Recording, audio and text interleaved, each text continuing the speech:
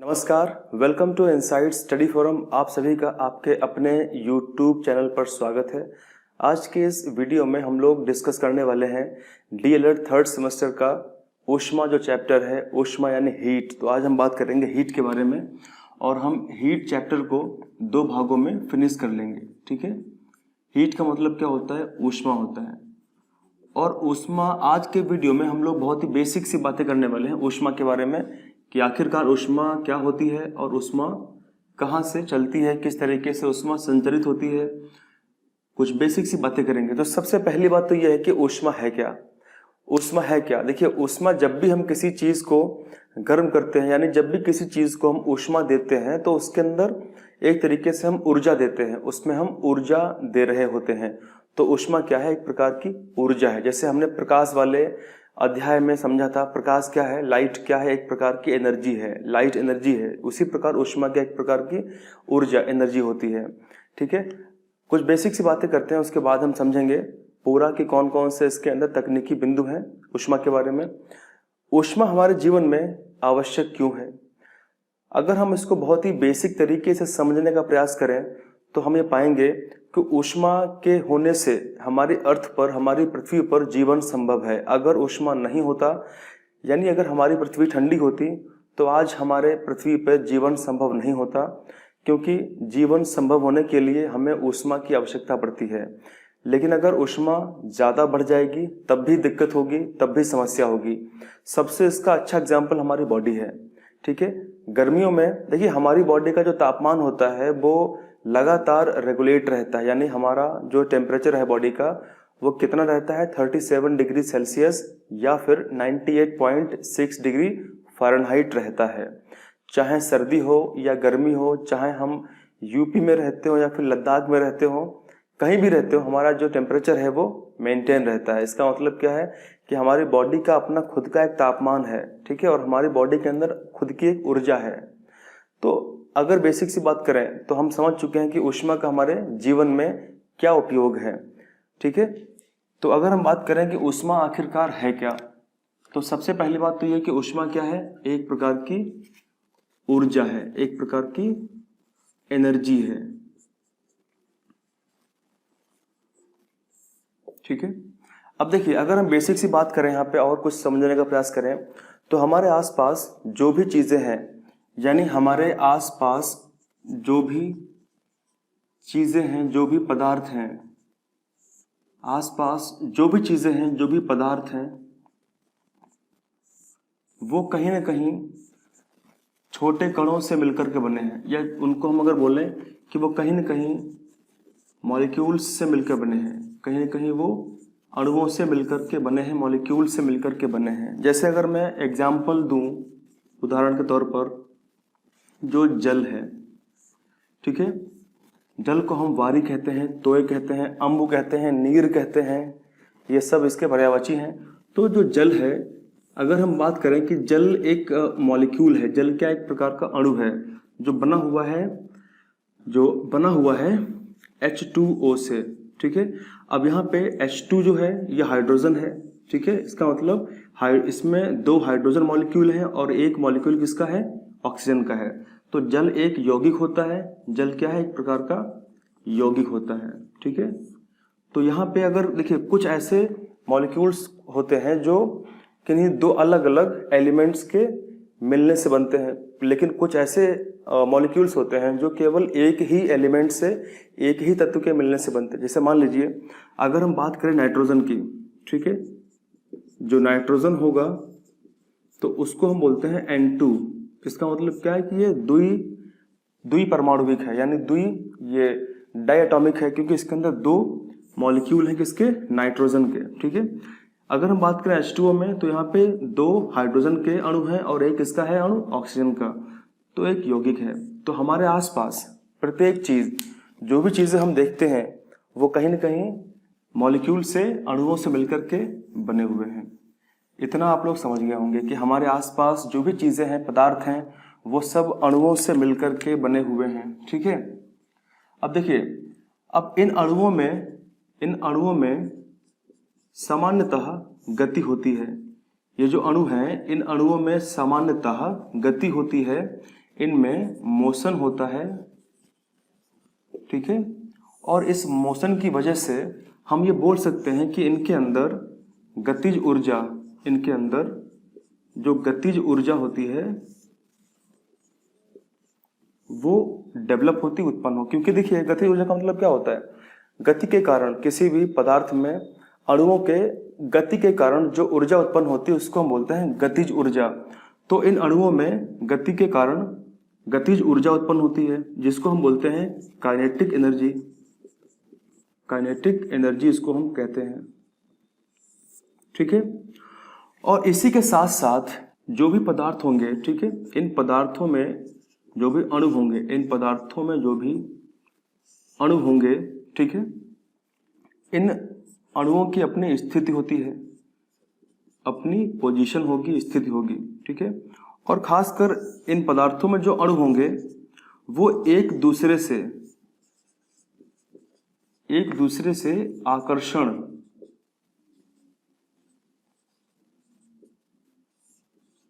एक दूसरे से आकर्षण बल के साथ में बंधे रहेंगे। मतलब एक दूसरे में आकर्षण बल आरोपित करेंगे, ठीक है। और इस आकर्षण बल के वजह से इन अणुओं में स्थितिज ऊर्जा उत्पन्न होती है, या अगर हम यूं कहें कि इन अणुओं में उनकी स्थिति की वजह से इसमें स्थितिज ऊर्जा होती है, पोटेंशियल एनर्जी होती है, पोटेंशियल एनर्जी भी होती है। तो हम बेसिक सी बात समझ चुके हैं कि जो कोई पदार्थ होगा उस पदार्थ के अंदर गतिज ऊर्जा होगी और उस पदार्थ के अंदर स्थितिज ऊर्जा होती है, ठीक है। अब देखिए यहां पे आप बेसिक सी बात समझिएगा, गतिज ऊर्जा, जो भी पदार्थ के अंदर जो भी गतिज ऊर्जा थी, तो गतिज ऊर्जा और स्थितिज ऊर्जा, स्थितिज ऊर्जा के योग को अगर इसको हम जोड़ दें, यानी अगर हम बात कर रहे हैं कि गतिज ऊर्जा और स्थितिज ऊर्जा का जो योग है, ठीक है, इसके योग को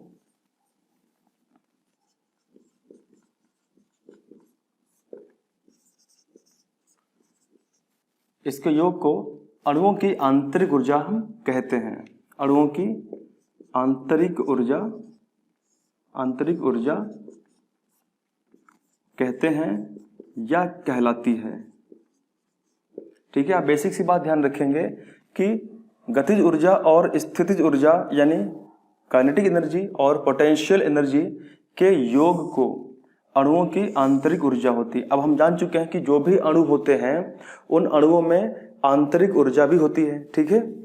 और एक चीज आप ध्यान रखेंगे कि जब ये आंतरिक ऊर्जा,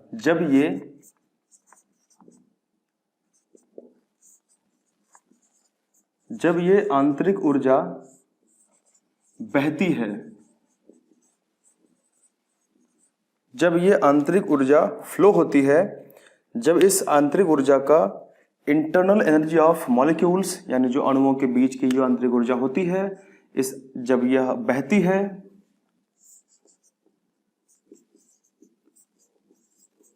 तब इसे हम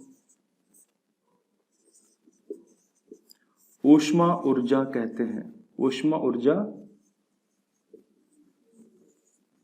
कहते हैं। तो मुझे आशा है कि आप लोग समझ चुके होंगे कि आखिरकार ऊष्मा के अंदर ये जो ऊर्जा है ये किस तरीके से आगे बहती है और ऊष्मा ऊर्जा क्या होती है, ऊष्मा है क्या, ठीक है। तो अगर आप लोग को थोड़ा डाउट है तो आप लोग इस वीडियो को स्टार्टिंग से फिर से थोड़ा पीछे बैक करके देखिएगा, जो भी मैंने बातें बोली आपको समझ में आ जाएंगी, ठीक है। तो यहाँ तक तो बात हमने कर ली, बिल्कुल क्लियर हो चुका है, ठीक है। अब यहाँ पे कुछ और हम बातें एक दो समझ लेते हैं कि जैसा हम जानते हैं कि जो भी किसी पदार्थ के अंदर, किसी भी सब्सटेंस में जो भी ऊष्मा ऊर्जा होगी वो बहेगी, वो उसका प्रवाह होगा। तो हम ये जान चुके हैं, देखिए अगर कोई बहुत ही गर्म, अगर कोई अधिक गर्म वस्तु है, ठीक है, अगर कोई अधिक गर्म वस्तु है, ठीक है,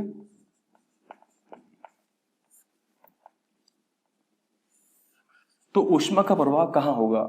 ऊष्मा का जो प्रवाह होगा वो अधिक गर्म वस्तु से किधर होगा? ऊष्मा प्रवाह अधिक गर्म वस्तु से कम गर्म वस्तु की तरफ ही होता है, ठीक है। कम गर्म वस्तु की तरफ ही होता है, ये बात आप ध्यान रखेंगे। जैसे सपोज मान लेते हैं, एग्जांपल लेते हैं, हमारी बॉडी कैसी है? हमारी बॉडी में 37 डिग्री सेल्सियस, हमारे बॉडी में 37 डिग्री सेल्सियस तापमान होता है, या फिर 98.6 डिग्री फ़ारेनहाइट टेम्परेचर होता है, ठीक है। अगले वीडियो में हम बात करेंगे कि किस तरीके से हम डिग्री सेल्सियस से डिग्री फ़ारेनहाइट में बदलते हैं, इसका फार्मूला क्या होता है, और हम पूरी बातों को समझेंगे, जानेंगे, ठीक है। आप ये बताइए कि हमारी बॉडी का जो टेम्परेचर होता है वो 37 डिग्री सेल्सियस होता है, तो इसका मतलब हमारी बॉडी गर्म है। जब भी हम उस बर्फ को छुएंगे तो होगा क्या? हमारी बॉडी से जो टेम्परेचर है वो उस बर्फ की ओर बढ़ेगा, यानी हमारी बॉडी से तापमान का संचरण किधर होगा? उस बर्फ की ओर होगा, और इसीलिए हमको बर्फ ठंडी फील होती है। इसका मतलब क्या है कि जब भी हम ठंडा या गर्म फील होते हैं तो ऊष्मा का प्रवाह जो होता है वो उच्च तापमान वाली वस्तुओं से निम्न तापमान वाली वस्तुओं की तरफ ही होता है, इसीलिए हमको उस वस्तु का जो तापमान है वो फील होता है। जैसे सपोज हमारे घर में अगर एक बाल्टी है, उस बाल्टी में गर्म पानी रखा हुआ है, और हम गर्म पानी में अगर अपना हाथ डाल देते हैं तो हमको वो गर्म ज़्यादा लगता है। क्यों? क्योंकि हमारी बॉडी का तापमान उस पानी से कम है। इसका मतलब कि पानी का तापमान ज़्यादा हमारी बॉडी से है, और जैसे ही हम उसमें हाथ डालेंगे तुरंत क्या होगा? बाल्टी में जो भी ऊष्मा है वो हमारी बॉडी की तरफ ट्रांसफ़र होगी, और हमको आभास होता है कि फील होता है कि वो गर्म चीज़ है। तो इस तरीके से, तो इसका तात्पर्य हम ये निकाल सकते हैं कि जितनी भी गर्म वस्तुएं होंगी, जितने भी गर्म वस्तुएं होंगी, गर्म पदार्थ होंगे, उनमें ज़्यादा ऊष्मा ऊर्जा होगी, और जितने ठंडे वस्तुएं होंगी या कम गर्म वस्तुएं होंगी तो हमको ऊष्मा जो है वहाँ ज़्यादा नहीं होती है, ठीक है। तो अब इसके आगे हम समझते हैं कि किस तरीके से ऊष्मा जो है उसका प्रभाव कैसे पड़ता है, ठीक है। तो आप लोग जान चुके हैं कि अगर कोई वस्तु ज़्यादा गर्म है तो उसमें ऊष्मा ज़्यादा होगी, और अगर कोई वस्तु कम गर्म है तो उसमें ऊष्मा ऊर्जा कम होती है, ठीक है। और जब भी हम किसी भी गर्म वस्तु को छूते हैं तो वो हमको गर्म फील होती है, क्योंकि उसकी जो ऊष्मा है वो हमारी बॉडी में ट्रांसफर होना शुरू हो जाती है। तो इस तरीके से ऊष्मा का संचरण होता है। तो अगर हम बात करें कि ऊष्मा का प्रवाह क्या होगा, यानी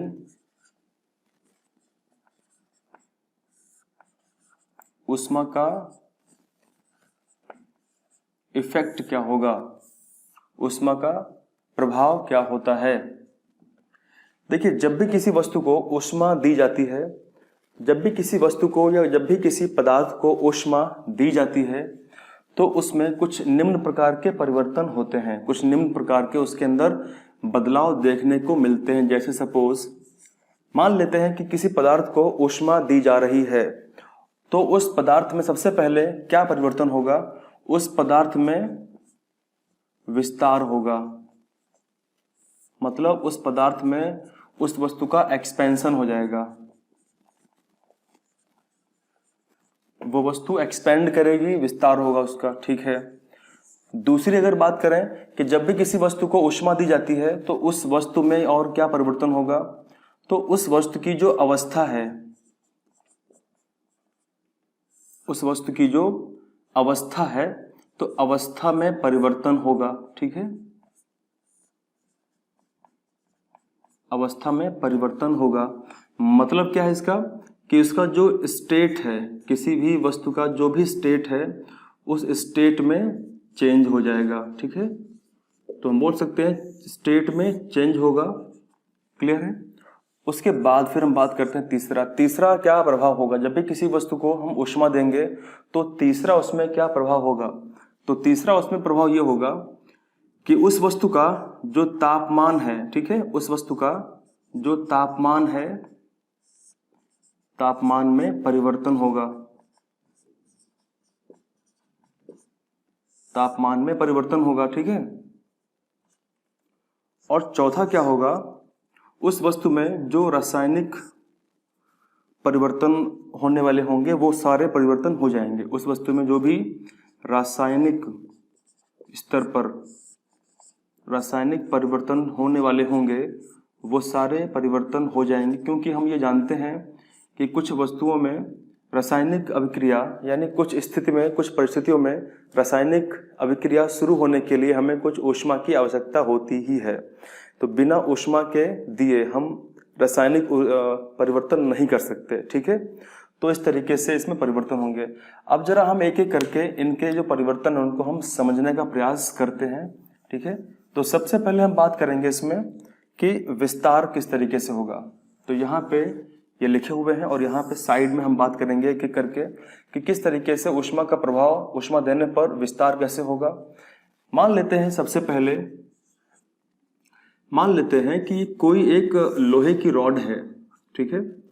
कोई एक लोहे की ये रॉड है, लोहे की रॉड, और इसके एक सिरे में हम यहां से कुछ आग जला करके इसमें कुछ ऊष्मा प्रवाहित कर रहे हैं, ठीक है। यहां से हम इसमें ऊष्मा प्रवाहित कर रहे हैं, इसको हीट दी जा रही है।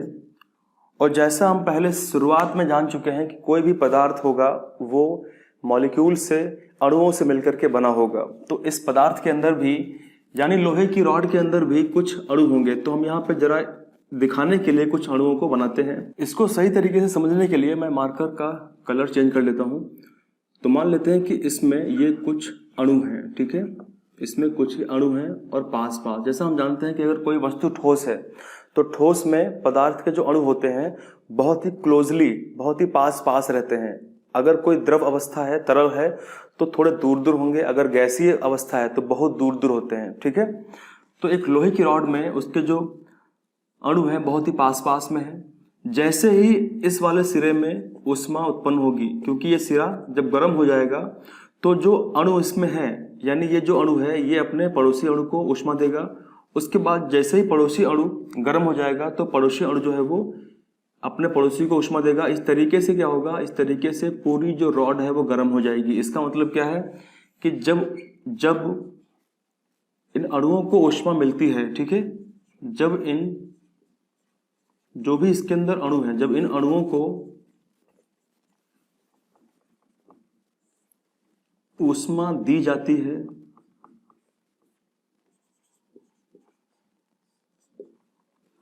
तो उनमें कंपन शुरू हो जाता है, यानी अणुओं के बीच में उनमें कंपन शुरू हो जाता है। वो वाइब्रेट करना शुरू कर देते हैं, उनमें कंपन होने लगता है।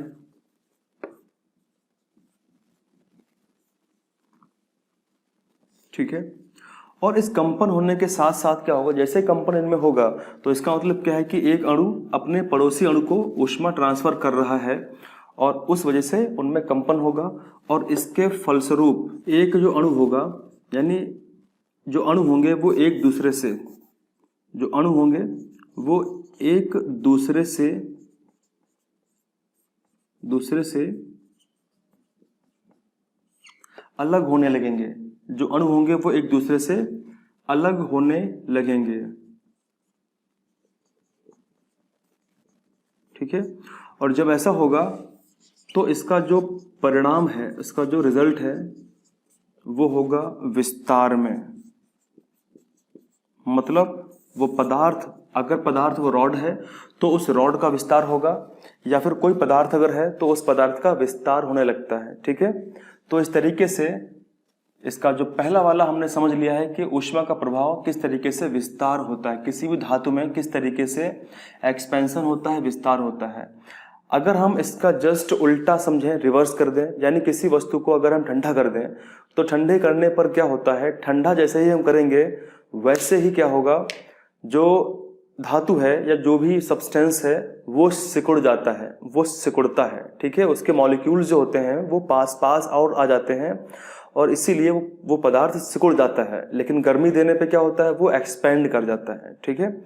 और इसका सबसे शानदार अगर हम एग्जाम्पल समझें कि इसका बहुत ही शानदार एग्जाम्पल क्या हो सकता है, तो हम लोग जानते हैं कि रेलवे में जो ट्रैक होते हैं, जो पटरियां होती हैं, उन पटरियों के बीच में गैपिंग की जाती है। आप लोगों ने देखा भी होगा कि जो पटरी होगी जिसपे रेल चलती है, ठीक है, जैसे मान लेते हैं कि ये ट्रैक है, तो अब इसके ट्रैक के बीच में इस तरीके से यहाँ पे अगर मान लीजिए कोई एक ट्रैक फिर आगे और जाता है, तो यहाँ पे कुछ ज्वाइंट होता है इस तरीके से, ठीक है, यहाँ पे इस तरीके से कुछ ज्वाइंट होते हैं, इनके बीच में गैपिंग होती है।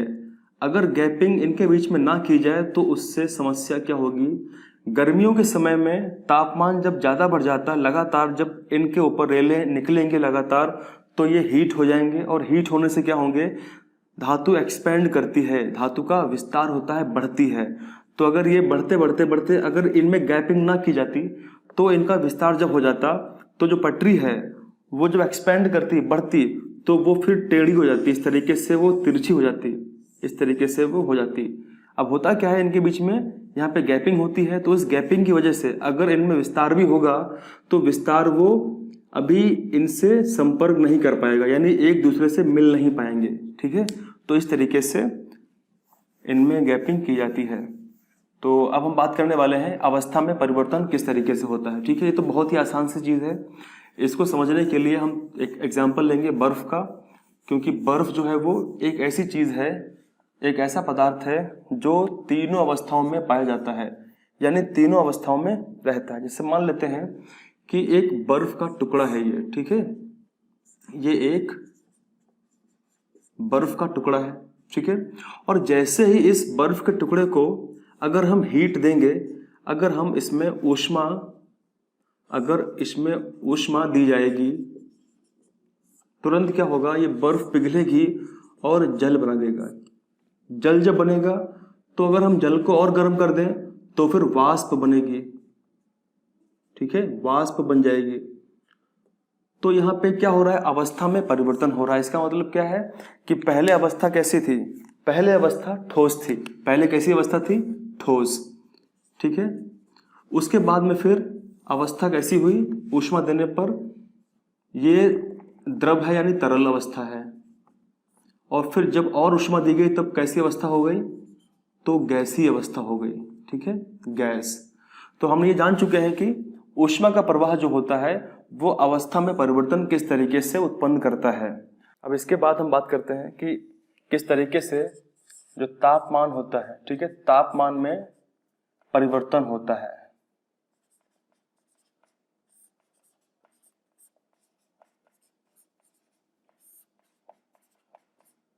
तो किस तरीके से टेम्परेचर में परिवर्तन हो जाता है। जैसे मान लेते हैं कि कोई वस्तु है, ठीक है, मान लेते हैं कि कोई वस्तु है या कोई पदार्थ है,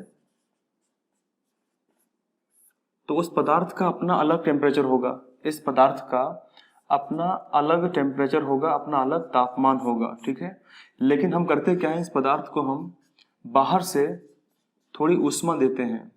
तो जैसे ही हम इस पदार्थ को बाहर से ऊष्मा देंगे, वैसे ही इस पदार्थ के अंदर जो अणु होंगे, ठीक है, इस पदार्थ के अंदर जो भी अणु होंगे, उन अणुओं में क्या होगा, उन अणुओं में गति उत्पन्न हो जाएगी। तो वो जो अणु है वो गति करने लगेंगे, और इस गति की वजह से इसमें हम बोल सकते हैं कि जो गतिज ऊर्जा होगी वो इसमें हम देखेंगे, ठीक है। और इसके बाद जैसे ही इसमें गतिज ऊर्जा होगी, वैसे ही इस पदार्थ के जो भी अणु हैं, ठीक है, इस पदार्थ के जो अणु हैं वो तेजी से गति करने लगेंगे। अब इसके बाद क्या होगा, इसके बाद में जो पदार्थ है, ठीक है, इस पदार्थ में पदार्थ का जो तापमान होगा वो बदल जाएगा। तो पदार्थ का तापमान में परिवर्तन होना शुरू हो जाएगा। तो इस तरीके से तापमान में परिवर्तन होते हैं, ठीक है। यहाँ पे अगर समझें हम एक और तरीके से तो समझते हैं। जैसे मान लेते हैं कि मेरे पास में एक ये रॉड है, लोहे की या स्टील की रॉड है, और ये ठंडी है, तो इसका अपना अलग टेम्परेचर होगा, अलग तापमान होगा। और जैसे ही मैं इसको हीट दूंगा, जैसे ही इसको मैं हीट प्रोवाइड कराऊंगा, तो इसके अंदर के जो अणु हैं उनमें गतिज ऊर्जा उत्पन्न हो जाएगी, और वो मोशन में रहेंगे, पर ऐसा नहीं होगा कि वो यहाँ से, यानी अगर इस पार्ट को मैं गर्म करूंगा तो इस पार्ट से वो ट्रेवल करके आगे जाएंगे और जो आगे वाले ठंडे मॉलिक्यूल होंगे वो पीछे आएंगे। ऐसा नहीं होगा। हमेशा ध्यान रखना, ठोस के अंदर जो ऊर्जा होती है उसमें जो पदार्थ के अणु होते हैं वो वहीं रहते हैं, वहीं रह करके वो गति करते हैं, लेकिन वो अपने पड़ोसी को ऊष्मा ट्रांसफर करते रहते हैं, जैसा अभी हमने शुरुआत में समझा था। ठीक है, तो अपने पड़ोसी अणुओं को ऊष्मा ट्रांसफर करते रहते हैं। तो इस तरीके से होगा क्या, इसके अंदर जो टेम्परेचर होगा वो बदल जाएगा। ठीक है, तो ये हमने समझ लिया कि किस तरीके से तापमान में परिवर्तन हो जाता है। तो अब इसके बाद हम समझने वाले हैं कि किस तरीके से जो रासायनिक परिवर्तन होता है ऊष्मा के प्रभाव से वो कैसे होता है, यानी ऊष्मा देने से किस तरीके से रासायनिक परिवर्तन हो जाता है किसी वस्तु के अंदर। तो उसको भी हम लोग समझ लेते हैं एकदम आसान तरीके से। तो ऊष्मा के प्रभाव से, चौथा होगा, लास्ट होगा, ऊष्मा के प्रभाव से रासायनिक परिवर्तन। ठीक है, रासायनिक परिवर्तन कैसे होता है। देखिए, कुछ ऐसी स्थितियां होती हैं, कुछ ऐसी सिचुएशंस होती हैं जिसमें कुछ विशेष पदार्थों को अपनी अभिक्रिया शुरू करने के लिए, अपनी केमिकल रिएक्शन शुरू करने के लिए उन्हें कुछ हीट की आवश्यकता होती है। बिना उस हीट के, बिना ऊष्मा के वो उसको शुरू नहीं कर पाएंगी और उनमें रासायनिक परिवर्तन नहीं होंगे, यानी केमिकल रिएक्शन नहीं होगी। तो इसका सबसे अच्छा अगर हम एग्जाम्पल की बात करें कि किस तरीके से ऊष्मा के द्वारा रासायनिक परिवर्तन होते हैं, जैसे मान लेते हैं कि एक पतीला है और उस पतीले में कुछ आलू वगैरह रखे हुए हैं, उसके अंदर कुछ आलू हैं और कुछ और सब्जियां रखी हुई हैं और इसमें पानी भी भरा हुआ है। ठीक है, तो इस पतीले में नीचे से हम ऊष्मा का प्रवाह करते हैं, ऊष्मा को प्रोवाइड करते हैं। जैसे ही हम इस पतीले को गर्म करेंगे ऊष्मा के प्रवाह से, इसको हम हीट देकर के गर्म करेंगे, वैसे ही क्या होगा, इस आलूओं के अंदर, जो आलू यहाँ पे रखे हुए हैं, इनके अंदर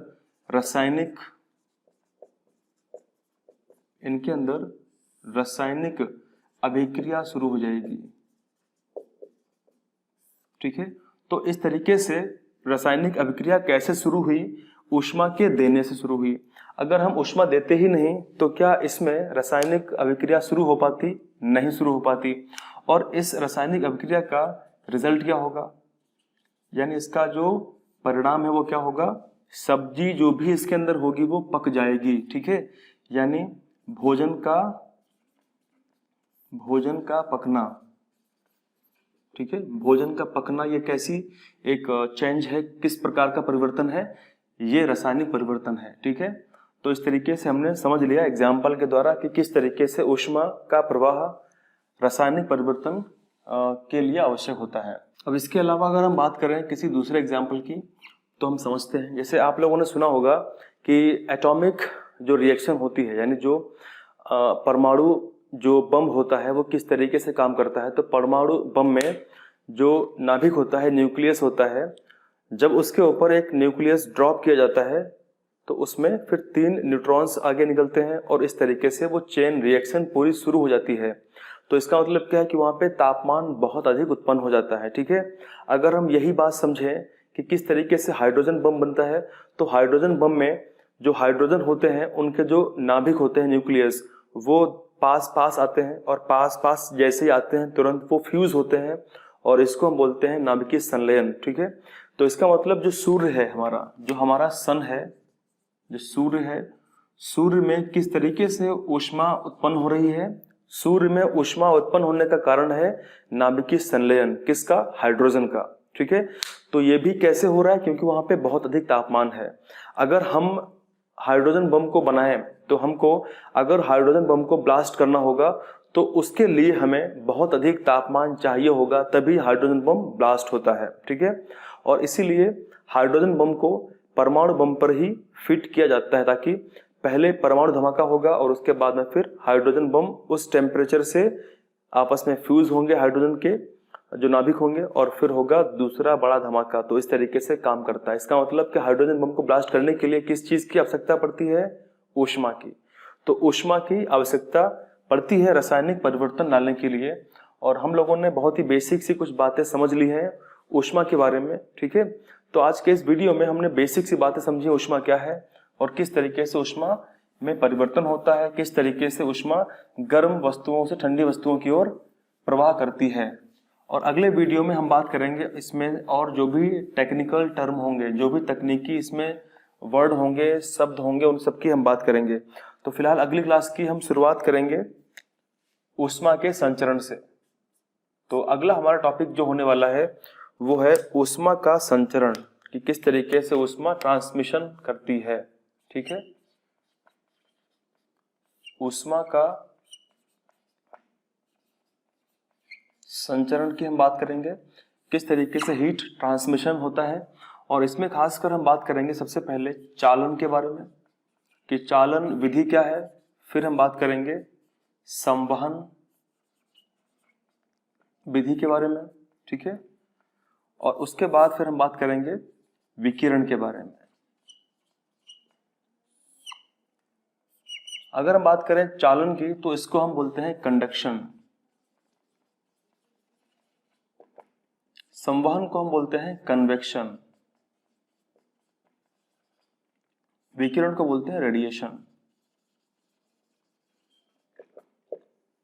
आज के वीडियो में यहीं तक था और इसके अगले वीडियो में हम लोग बात करने वाले हैं, हम स्टार्ट करेंगे कि किस तरीके से ऊष्मा का संचरण होता है। और उसके बाद हम बात करेंगे कि किस तरीके से कैलोरी क्या होती है, यानी व्हाट इज कैलोरी, और उसका मान क्या होता है, और किस तरीके से डिग्री सेल्सियस, ठीक है, से डिग्री फ़ारेनहाइट में कन्वर्जन होता है।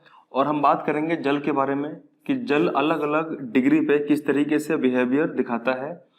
और हम बात करेंगे किस तरीके से जो मेल्टिंग पॉइंट होता है, जो गलनांक बिंदु होता है, जो क्वथनांक बिंदु होता है, वो कौन कौन से होते हैं और उनमें अंतर क्या होते हैं। तो हम सारी बातें करने वाले हैं अगले वीडियो में। तो आप लोग जरूर वीडियो को शेयर करें दोस्तों में और पूरा लाभ इससे उठाएं, ठीक है। साइंस का पूरा प्लेलिस्ट बना हुआ है और अगर आपको नहीं आपने देखा है तो आप लोग पूरे वीडियोस को देखिए। उन वीडियोस को बहुत ही शानदार तरीके से बनाया गया है और जिसमें आपका पूरा सिलेबस कवर किया गया है, ठीक है। तो आप लोग उनको देखिए और लाभ उठाइए। तो आज के वीडियो में यहीं तक है। Thank you very much, thank you, thanks a lot. जय हिंद, जय भारत।